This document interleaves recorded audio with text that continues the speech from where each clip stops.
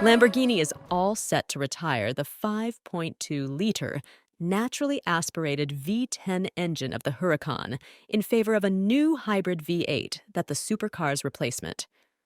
Codenamed Lamborghini 634, the upcoming supercar is speculated to be called Temerario, and Lamborghini has confirmed that the new car will be unveiled in August.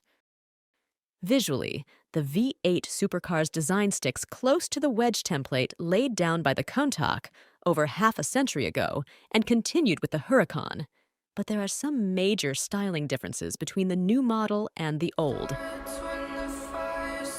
The upcoming Temerario will draw power from the new 4.0-liter twin-turbo V8 with stratospheric redline of 10,000 revolutions per minute.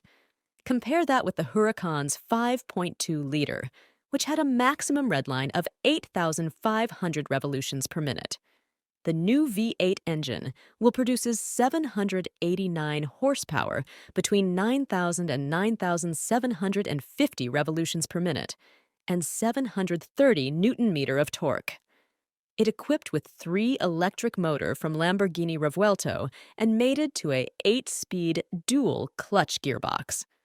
Of course, it has been optimized for the new car. Lamborghini says the rear e-motor includes the inverter and axial electric unit and makes 148 horsepower and 300 newton-meter of torque.